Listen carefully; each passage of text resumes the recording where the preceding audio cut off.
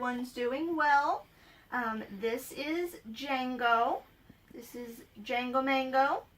And this is Z Monster. And I just wanted to welcome everyone to the group. And I also have a rather scary story to tell. When Nick and I went camping over Memorial Day, this past Memorial Day, we went down to Wilmington, and these two decided that they needed to go potty at 3 in the morning. So I get up and I get my sandals on and I get them both on their leashes, which is an experience because our camper is not that large, even with our pop out. And we get out the door and Z sees a squirrel or a cat or something under a street lamp. And he takes off, and I can't hold him to save my life. So the only thing I can think to do is slam the camper door real hard to try to wake Nick up, to let him know that there's a problem. And I'm sure he heard me cussing my head off at the dog outside the windows. And I let Django do his business. Django tried to run after Z, but I was able to hold on to him, thank goodness. And meanwhile, this one has taken off. He is gone. I don't know what way he ran, where he went. It was very dark besides that one street lamp. And Nick comes outside, and we spend an hour and a half looking for Z.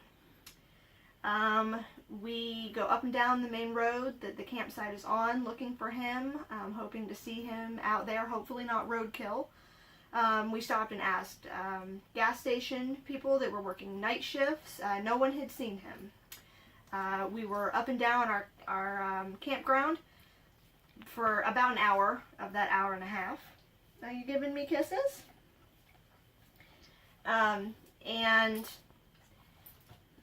We couldn't find him. But there were people out and about. So if you do have an emergency like this overnight, there may be some people that are up smoking or still partying or what have you in your campground. But no one had seen him. But Z also did not have his tags because earlier that day, I had clipped his leash to go for a walk. I had clipped them on his rabies tag by mistake instead of the more thicker clasp for his collar, and he pulled real hard and those snapped off. So he had no identification other than a collar and a leash, and we were just praying that he didn't get tangled up, or if he did run across that big road, that he didn't get caught under anyone's tires or anything like that. So then I just really had to use the bathroom, TMI, sorry, and I told Nick I had to go back to the camper. So I was on my way back, and my flashlight caught these beady little eyes near our picnic table. And I called out Z's name, and those beady little eyes, I saw him kind of perk up a little more. And thank God he was sitting on the picnic table outside of our camper, just sitting there wagging his tail, waiting on us to come back and stop calling for him. So we were very lucky that he found his own way home. I don't know if he heard us calling him or if he decided to come home on his own, because we were at least a few campers away from ours. We were up by the camp store at the time when I decided it was time to come back. And so we got very, very lucky that he found his way home. You know, dogs, I guess they're smarter than we give them credit for sometimes, but that may not always be the case. We were very lucky, and took us a while to get to sleep that night. That was a big adrenaline rush at 3 in the morning, and thank you, Z. And then we slept through breakfast with friends. We were going to go to breakfast the next morning, and we woke up at like noon the next day.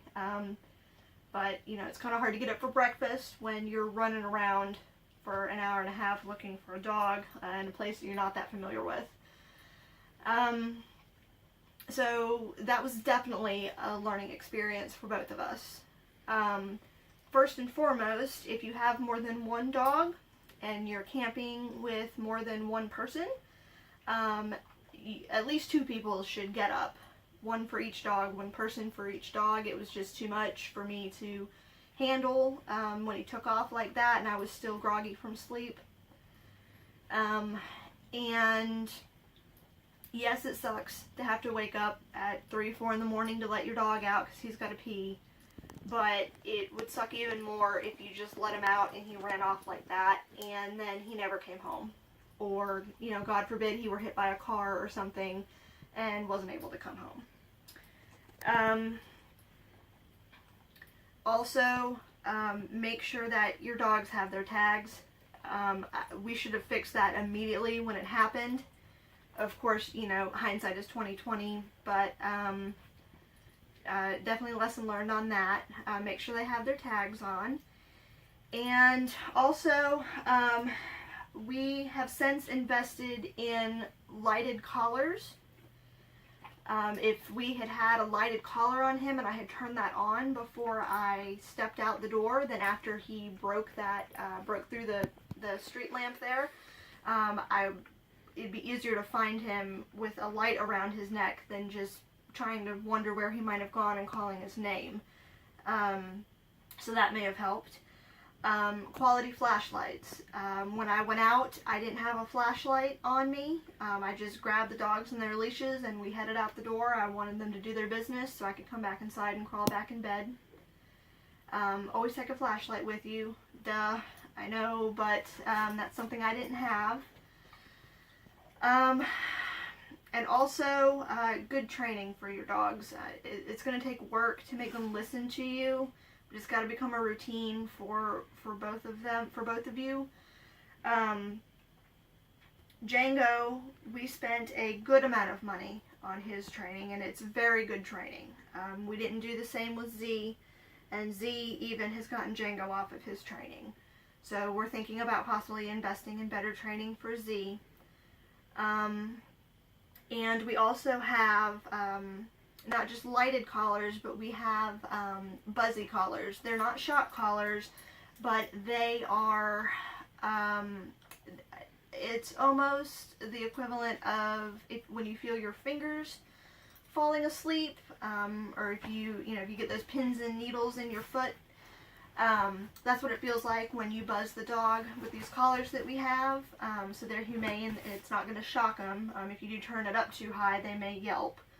But then that's just so you know to turn them back down to a more comfortable level for the dog. And this was a collar that we got when we put Django through training. It's called the Educator, I believe, the E-Educator, something like that. I'll check on that and let you guys know the actual name of it since I can't think of it right off the top of my head. This just, if Z had been wearing his, it may have distracted him from whatever he was chasing after, and he may have stopped and come back to me. However, he is a beagle, and sometimes nothing will stop them from what they've been bred to do, and beagles are primarily hunting dogs. And Django is just feisty, and when he sees Z running and having a good time, he wants to follow his brother. So, I mean, sometimes you can't compete with nature, but at least I would have had a fighting chance. But yeah, so I just wanted to tell you guys this story. I don't know if anyone else may have some similar stories or some other suggestions. Hopefully no bad stories where dogs got lost, but I mean, if you have those as well, we'll welcome those stories. We'd love to hear from you guys. If you have any suggestions or anything that's worked for you as well, please let us know. Nick and I are still learning every single time we go camping. We learn something else, good or bad. So please, please let us know if I'm not thinking of something, or if you have a better suggestion. We're all ears. So stay safe and keep your dogs safe. And when it's time to go potty at 3 in the morning, everybody get up and go potty. Bye, guys.